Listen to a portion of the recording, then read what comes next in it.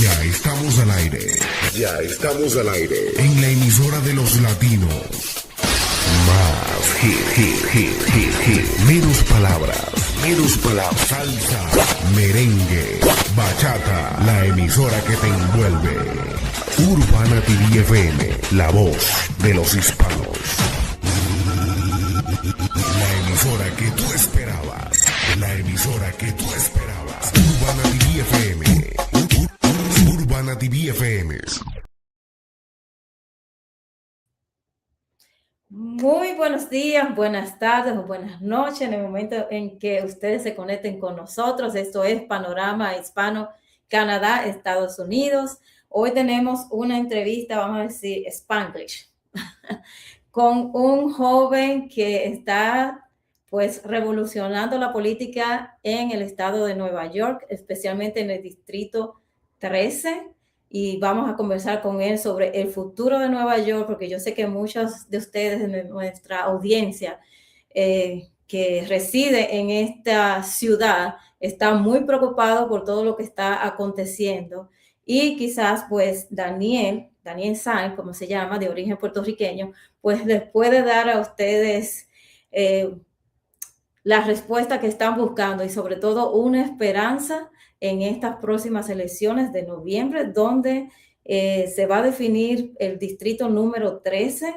Ya vimos hace unos meses que pues el candidato dominicano Adriano Espaillat fue reemplazado por la joven Darializa Chevier, muy controversial ella, y sobre todo que dividió la comunidad hispana, especialmente la comunidad dominicana, aunque ella dice que es de origen dominicano. Sin embargo, pues insultó a nuestro país. Yo como dominicana, pues me siento realmente muy ofendida por las palabras que ella usó y sobre todo por la forma en que ella trató nuestro símbolo patrio, nuestra bandera. Y yo sé que a muchos dominicanos esto también le ha afectado bastante y por eso vimos esa división dentro de las primarias demócratas ahí en el distrito número 13. Como les dije, esta entrevista va a ser en parte en inglés y así vamos a darle la bienvenida a Daniel Saynt. Vamos a conocer de él y de toda su propuesta y lo que él está haciendo para poder llevar una esperanza a todos los neoyorquinos del Bronx, de Harlem. Daniel, welcome. Thank you for joining us in Panorama Hispano. This interview is going to be very important for New Yorkers. Our community over there, they have so many questions. We receive a lot of messages because they want to know a little bit more about you and what is your proposal, how you can improve their life. And also they are afraid for everything they see and now with the new mayor in New York. So can you please start talking a little bit about you? We know that your background is Puerto Rican. You born in puertorriqueño. Yo puedo hablar un poquito de español, pero no mucho. Solamente tengo unas palabras, pero no todos. So I can do it in English or I can do a little bit in Spanish. But my nombre es Daniel Saynt. I'm running for New York 13 for the Bronx and Harlem, up against Darializa, el socialista, el comunista, el terrorista. But yeah, no, I want to provide for my city, for my people. Tell me a little bit about your background, because sometimes you grow in the city, you love the city, your culture, the people over there, and then you see some changes and you want to be part of that change. What motivates you to be or race for the candidate in the District 13? Well, I was born in the Bronx. I was raised in Kingsbridge, Grand Concourse. I lived in New York City my entire life. I would say that the Bronx and parts of Harlem are usually the parts of the city that people forget, the places that people do not care about as much. City Hall doesn't pay attention to us. A lot of the U.S. government doesn't pay attention to us, and we haven't really been offered much. I think that my policies and what I want to do is to present wealth over welfare, to get people out of the situation that they're in, and to present more opportunities to the people in my neighborhoods. I believe that the Bronx needs support. I believe that someone needs to be there to fight for that support. And I don't think that's going to come from Darializa. I don't think it's going to come from a socialist who believes that they need to take more. I don't believe it's going to come from someone who doesn't support business, who doesn't support education, who doesn't think that our kids can be talented or gifted and deserve the opportunities that other kids have. And I want to make sure that we're fighting for those things. So I joined the race specifically for that, because I believe that her policies will only hurt us more. We've seen what years and years of kind of democratic rule have done to the Bronx and Harlem. We need a change, and I believe that people want that change now more than ever. Can you tell me in your voice what this District 13 is so important for New York? For me, it's like the heart of the Big Apple, like everybody knows New York. Can you give me a little bit of background, this district, the Brooklyn, the Bronx, the Harlem, the diversity over there? Yeah, we're talking about Spanish Harlem, we're talking about El Barrio, we're talking about the places that have defined Spanish culture here in New York City. We've seen, waves of Puerto Ricans, of Dominicans, of people who are coming from Latin American countries and island countries, and they defined what this city was. It's the birthplace of hip hop. It's, in many ways, the birthplace of salsa, of a lot of dance, a lot of our heritage, and it's being disrespected right now. I would say that, we see the gentrifiers, we see the people coming in and bringing the luxury apartments, bringing the luxury places, and our people are getting kicked out. Our people are being forced to leave New York City. We are losing the city that we built and we created, and it's being given by people like Dar. Okay, we're going to continue with Daniel. This is very important what he says. This district is the key or the heart of New York, because we have all the community, Hispanic community, especially Puerto Rican, Dominican Republic. They made the home. They had the roof over there. They build everything, the culture, the food, the music. And it's sad, like how we seen it's being displaced or demographic change. Daniel, so this district have a large community like Puerto Rican, Dominican Republic, like you say, they build this, the New York, the music, the food, the culture, everything. And you're saying that it's being replaced. Can you explain a little bit about that? Yeah, I like to say that the gentrifiers are the colonizers. They're the ones coming into our district. They're the ones increasing the prices. We've seen through Zohran Mamdani, the amount of money that's going now to apartments in New York City has increased very, very greatly. We're now at an average price for a one bedroom of $5,100. It's getting more and more expensive, and they're not doing anything about it. Rather than help the people who live here, rather than work out deals with the NYCHA residents to let them actually own their apartments, own their units, to actually have generational wealth. These people are moving in. And when they move in, our people move out. They cannot afford it anymore. And everything that is being done right now, especially by the mayor and by Darializa and the things that she supports, will just make that worse. The apartments will get more expensive. There'll be less places for us to live. Now they want to compete with our bodegas by opening up their own stores. They're doing so much to this neighborhood to remove all the opportunities. And unless we actually do something about it, unless we actually get out there and vote and actually put our voices forward, we're going to see more families leave. Over the past 10 years, 250,000 Black and Hispanic families have been forced out of New York City. And they've been replaced by the people who can afford the luxury apartments, the people who have their mom and dad to pay for all their bills and do not have to work and do not have to suffer and do not have to try to make it in the city without that extra help. And that is what Darializa represents. She represents the colonizers of New York City, the gentrifiers, the people who are taking away from us. Yeah, I see a lot of people, we identify for what you're expressing.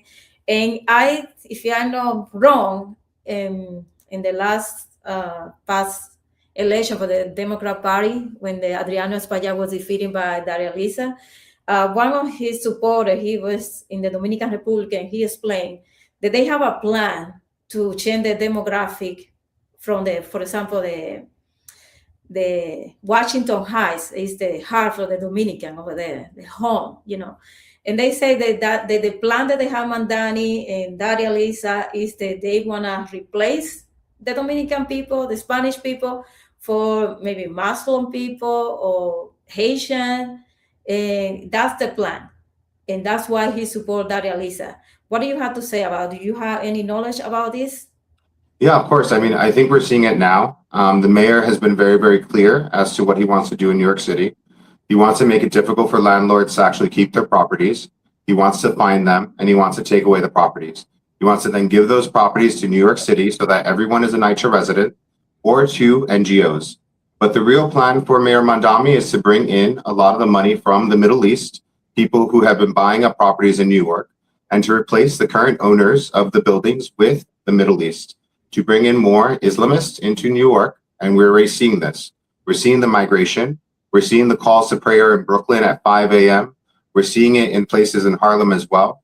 And his plan in the end is to replace us, to get rid of the people who built New York City and to replace them with people who follow the same type of religion that he follows. And that is very, very unfortunate for the people of New York. And it is something that we're not going to allow. Yeah, I think it's very dangerous because if we see the news in London, for example, in Europe, they are invade those countries, and they say, okay, they flee from the country because, they cannot live under that regime or communist or whatever. Other countries open the door to them, and then they be there and they change everything. They want to use their own laws. They want to impose their own religion to other. I mean, they don't have no respect for other people. So what do you think that happened in New York? Because I see a lot of people, they're really worried right now because they see that this mayor, all the street, we're seeing people just blocking the street to pray. Like you say, 5 a.m. in the morning, they have the welcome call. I mean, they don't respect other people belief or religion or anything like America is supposed to do. I think we saw what happened in Europe, and we see what's happening there. We see that it does feel like an invasion. It feels like the history that we have, the culture that we have, the heritage that we have in New York is being taken away. And you're absolutely right. There is a show of force to basically present something new. Pero somos cristianos. We are here in this area. We do not want that.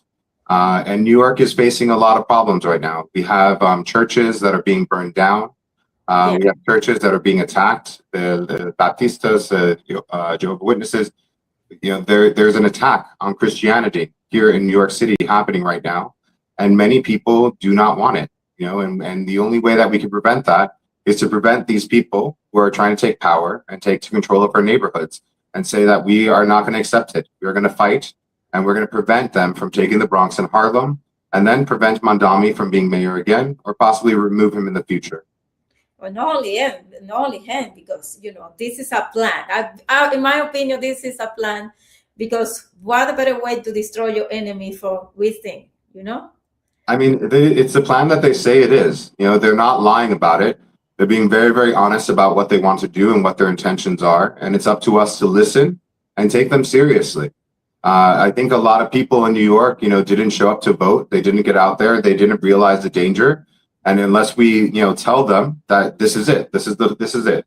After this, everything changes. After this, it's no longer the same. After this, the safety's gone. After this, it's a whole new people who get to inherit New York and to take it over. And I think for myself and my people, we do not want that. We want to be able to worship how we worship. We want to not be interfered with. We don't want our churches to be burned down. We don't want our women and children to feel unsafe when they walk home from school or from work or from anywhere else. And unfortunately, that's what it brings. And you can look at Europe. You can look at what happened in London. You can look at what's happening in Paris. You can look at what's happening in these cities where they let them in. They said, okay, all of you come in, as many of you as possible. And what happens? Everything changes. And we have to have love for who we are. We are New Yorkers first. We are people who want to fight for this city. And if we're willing to, we can have it. It will be ours. But it's not going to come if you don't vote. It's not going to come if you don't show up. But what do you think it will happen in the last, decade? Because I remember when the 9/11 happened, they say, New York can never forget. Like, never forget. And I remember in the past election when Mandani was elected, I guess Rudo Giuliani, he's one of the best mayors that New York ever had. And he was, I think he cried desperately, say, New Yorker, you forget. Do you imagine that this will happen after 9/11, that we're going to have a mayor, we're going to have a city, the love city, to be turning into what we see with toilets in the street, in the sidewalk. I never imagined something like this would happen to New York. I think, we had good years through Giuliani. We had very good years through Bloomberg, and he brought, wealth to New York City that we hadn't seen before. But it seems like a lot of people forgot. A lot of people forgot what we had to fight for and what we had to protect ourselves against. And now this element is coming in. It's being welcomed in, and it's coming in from City Hall. And unfortunately, it does not work with our values. It does not work with who we are as a people. And again, we have to fight back. They haven't won yet. And I think that's what's important for people to recognize. We still have a fight ahead of us, and we can prevent it. But it's important that we not forget what we fought for, what this country is about, and what New York City is about. New York City is about opportunity. New York City is about growth. New York City is about wealth and success. It isn't about what they're trying to push us. So under this veil of socialism and, having everything for everyone and everyone's equal, we lose sight of what actually makes us great. And it's important not to fall for the lie of socialism, which is really just trying to bring in Islamists who want to control New York in the way that they want to control it. Yeah, some people say this is not only a political fight, a war, it's also a spiritual war. Like you say, we believe in only one God, in Jesus. But also, I don't know if maybe the young generation, they don't have to live on the communist country, so they probably don't understand what is the situation, and that's why they vote for. Because it sounds great, like everybody had the opportunity, you don't have to pay rent, but that's not what makes people great. People think, okay, it's not more grateful for you to earn your own living, for you to build and create. And also, that's what they sell at first. You don't have to pay rent, the food going to be free, the transportation going to be free. And then when they got all the power, what happened is that protest that they do in New York, that's it. You cannot do that anymore. You know what I mean? Yes. If we see Cuba or Venezuela, what can you expect to happen? Every communist country turned out to be in the same direction. How you can talk to the youth, because I think that's what you stand for. How can you let it know what's going to happen to them? They're going to lose their freedom, their voice, everything, if it is continued. Yeah, I think what they have done successfully is that they figured out how to bring people together. I think the youth of America right now are facing a loneliness epidemic. They feel alone. They feel disconnected. And what the socialists offer is community. The socialists offer a place for them to go, to feel welcome, to feel connected. And I think that it's very important for us to do the same. I created a group called the New Well Club. We also call ourselves the Anti-Socialist Social Club. And we are building those types of events to bring the youth together, to let them know that there's an option outside of this. It's not the option of waiting for a handout. It's the option of waiting for opportunities and expecting opportunities from the city. So we are bringing the youth together. We are bringing people together to feel good and to not feel so lonely. And in that loneliness, to choose the option that is worse for them in the future. And I think that there needs to be more knowledge about this, that, you do not need to kind of go to these places and support these groups. I also feel that for the most part, a lot of the socialists, a lot of the people who are supporting them are mostly white people who are coming from out of New York. They're people who just recently moved to New York. They don't have friends. They don't have connections. They joined DSA, and now they're, voting for all these things that actually will hurt them in the end. So I think it's important to distinguish, who are the real New Yorkers, who are the people who built this city and created it, and who are those coming from outside? Who are the transplants who are trying to disrupt our city, and to present an option, present something different. You don't have to join these groups to make friends. There's other ways to make friends, and I want to present those options for people as well. So we have a lot of parties coming up on our website. There's dance parties, there's Dominican parties, there's different types of events that people can get behind and feel connected and enjoy themselves. You have to offer something. It's not just vote. It's come together. It's build community. And that's what DSA has done very well. That's what the socialists have done very well. They built themselves community, and people need that now more than ever. Yes. And for your part, perspective, I mean, you say build community. That's definitely very important for for everybody, especially in New York. It's a big city, a lot of people, but you don't feel that relationship. But also, New York City have like a background history to vote for Democrat, especially because I believe, for example, the first time that I came to this country, the people told me, Spanish people, they had to vote for Democrat because they caring for us, and they're the only party, that we can relate on. And then, time passed, and I open my eyes, and I said, that's not have to be like that. Yeah. You have to check, you have to see, you have to investigate to who you're going to give your vote. So, well, I think how about it convince people in New York they have this history and they maybe don't like the Democrat candidate, but they say, that's what I always do. I think a lot of people think Democrat and think democracia. They think that it means that. And now it doesn't. It's now, so los socialistas, los comunistas, esas personas. So it's different now. It's not the same anymore. And I think that, we saw last time when Trump ran, it was almost half of the people, Latino, who voted for Trump. Now in 2028, it's most likely going to be Marco Rubio.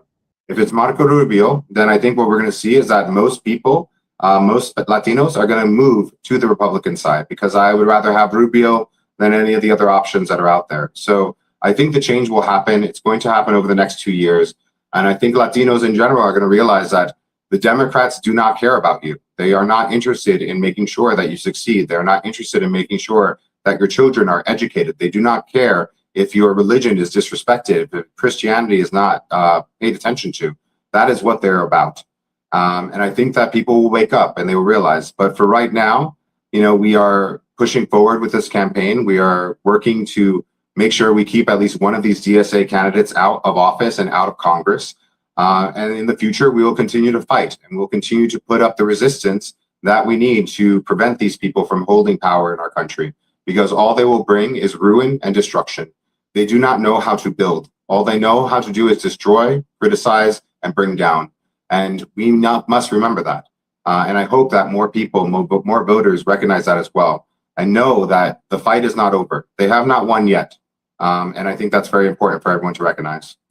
What do you say to Darializa, or the people that follow her, want to vote for her? Maybe they don't know what's going to happen or what she's, cheating for. What do you have to say? Especially for the Dominican diaspora in New York, because there was a huge division over there for what she expressed in some posts about the Dominican flag that she taken to those her furniture, or our country, the island should be a black island. I mean, that's not what Dominican are. We know, and that was very, very offensive. And we see all social media people getting really, really upset for her comment, and she didn't apologize at all. So what do you have to say to those Dominican? Maybe they can vote for you, so that can be. Yeah, I mean, I think, Puerto Ricans and Dominicans have had a long history. We've lived in these areas for a long time, and we've supported each other through those times. I think what she's done is extremely disrespectful. I don't know where she came from, or who raised her, or what they taught her, but to not have pride in your heritage, to not have pride in your people, it's just disgusting. I think it's a very, very disgusting behavior, and not being able to take accountability and realize that what you've done is wrong, and that you've hurt people, and you've hurt your own people. it really does show exactly where her priorities lie. Her priorities do not lie with the Dominican people in the Bronx. It does not lie with the Dominican people in Washington Heights or El Barrio or Harlem. Her priorities lie with something darker and evil that we must stay away from. And if we allow her to win, if we allow her to take the seat without a fight, there's no hope for us. There's no hope for the Dominican people in New York. There's no hope for the Dominican people in Congress because there's no longer representation of them because she does not represent them. She represents something else. She represents the people coming in to take over. She does not represent the people who built this city. And I think it is very, very important for all of us to recognize that, and especially for the Dominican people, to say, we do not want this woman. She might identify as us, but she is not us. And I think that's what's very important with a lot of these races right now. These are not people who represent the people of the Bronx. These are not people who represent the people of Harlem. They do not represent us. They are not like us. And I really do hope that the Dominican people out there recognize this and realize this and hopefully say no to her. You know, say no to having her in the city. We have not lost this fight yet. La loca no gano nada. So we can continue to fight, we continue to win, and hopefully we will. You made me laugh. I mean, I know this is a serious conversation, but it's sometimes we need to laugh. I mean, I have a record that came out. It's for Darializa, and it's called La Loca No Gano Nada.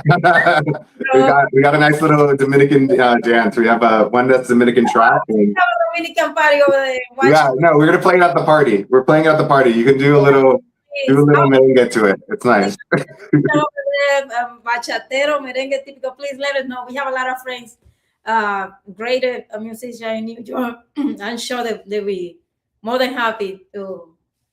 Yeah, and I just launched the Spanish language Instagram as well, Saynt en Español. So you can go there. All the information I'm putting on my main site is going to go up there as well. But yeah, no, we're challenging Darializa. We're going to take her down. Yeah, we share your social media and everything you do. So because this is important for people to have the choice. So then tomorrow they're going to say, oh, you know what? I didn't have choice. You know, now they have Daniel here that he want to do the best for the District 13 and for all New Yorkers. Can you, in the final words, why people have to vote for you?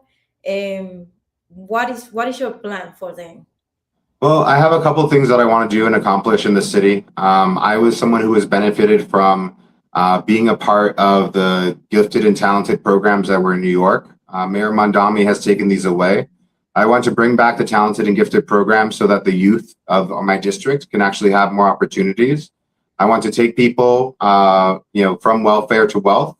I think that it's important that we focus on jobs and opportunities that are available, but more importantly, education, things that people can learn and gain skills and actually start making money very quickly. So careers in AI, careers that are focused on social media, streaming, creating content, entrepreneurship, financial literacy. These are things that people can learn and that we can provide that will get them out of poverty, will get them out of these situations. My district is one of the highest amount of poverty in New York City. And we've been that way for a very, very long time. We've been that way since I was born. So for 40 years, we have been the poorest district of New York City. And that has to end. That doesn't end by giving us free buses. We don't need free buses. That doesn't end by competing with the bodegas, competing with the stores that we have in our neighborhoods.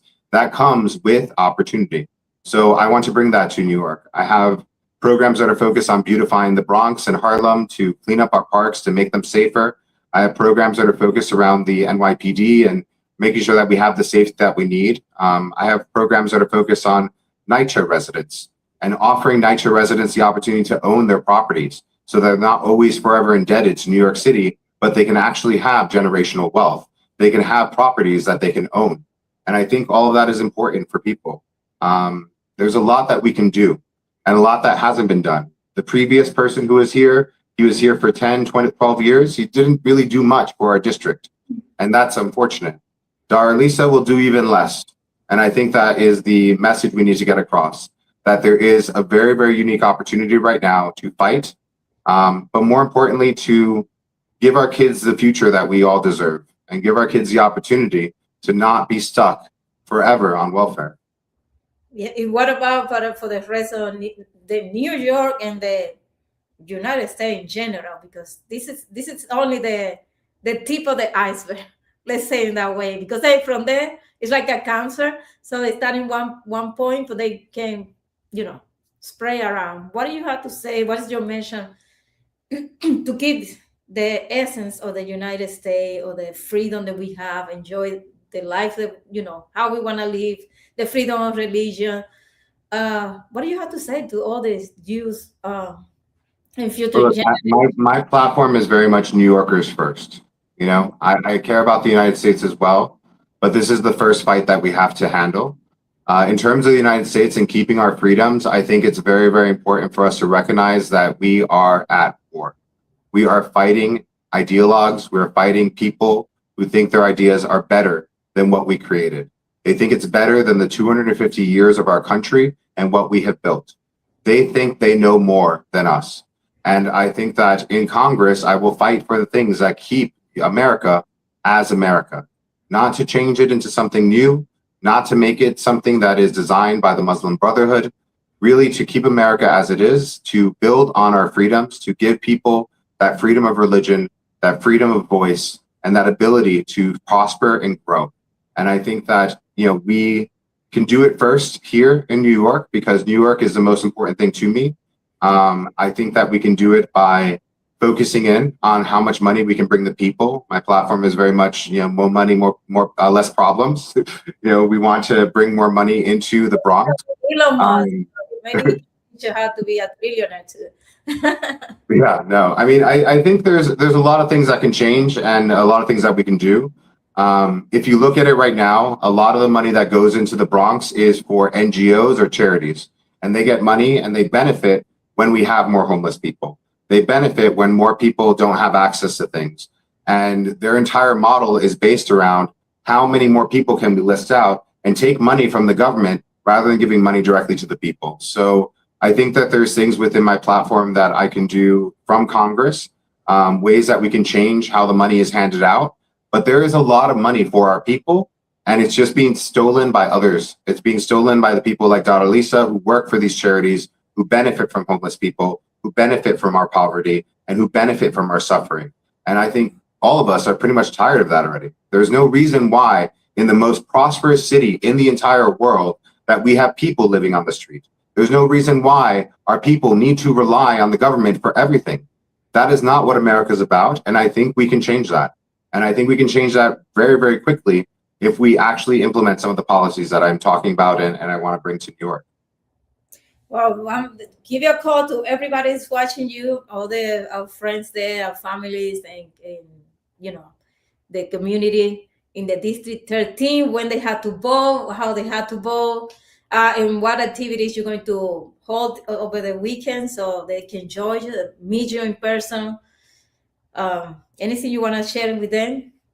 I mean, for the people who are here in my district, I think it's very important for you to recognize that Election Day is coming up. We start the elections in October. There's mail-in ballots. You'll receive those in your house. Do not vote for Darializa. You write in, escribe, Daniel Saynt. Escríbelo y ponlo adentro de tu ballot, and that way you can vote for me. Then we have the early voting. Early voting begins October 24th. From October 24th to November 1st, you go to the polling station, you write, escribe, Daniel Saynt. Put my name in there. And on Election Day, November 3rd, Daniel Saynt. Escríbelo. Put it in there. You have to write it.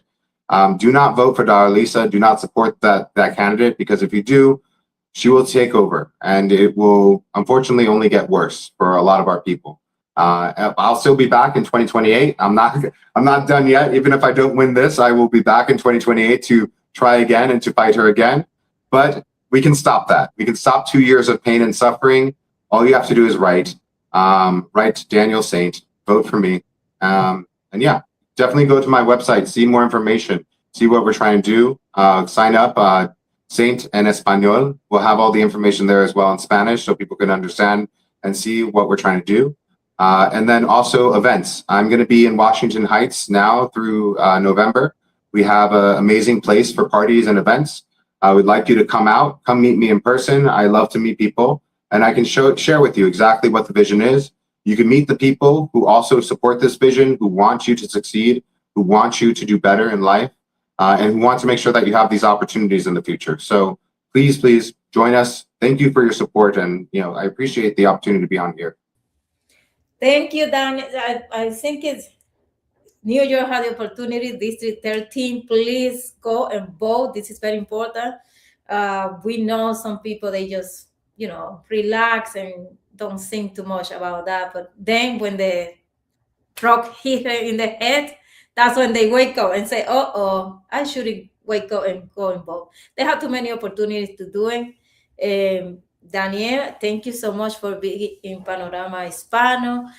This won't be the first time here, because we want to see how you're doing. We wish you all the very best, and please, the community, the Spanish community, Puerto Rican, Dominicans, everybody in New York, please go vote, because this is your future, the future of your children and your grandchildren. So you cannot let other people decide for you when you have this opportunity. No por los niños, por favor. Por el futuro de sus hijos y de su familia, esto es muy importante, que vayan y voten, que lo hagan con conciencia, porque lo que ustedes están viviendo hoy no va a ser nada comparado con lo que viene más adelante, si ustedes permiten que esto continúe. Probablemente mañana no van a tener la oportunidad y van a tener que dejar sus raíces que ya han echado ahí en Nueva York para tener que empezar en otro lugar. Así que esta es su oportunidad. Salgan a pelear por su futuro y el de sus hijos. Daniel, muchísimas gracias. Muchas gracias. Vamos a seguir en contacto. Bendiciones.